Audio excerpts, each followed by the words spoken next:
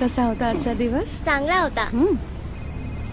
बोल, आज कोणासोबत बसला होतास? आर्यन सोबत. आर्यन सोबत? तर ढुलकी.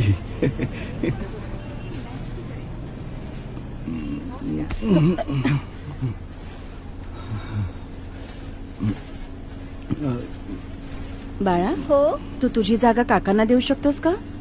ते बिचारे आजारी दिसतायत. ओके. ये इथे. अहो नाही नाही, मी बिलकुल ठीक आहे.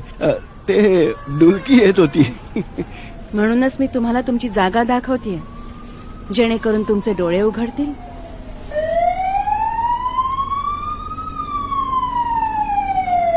बस ना. चल.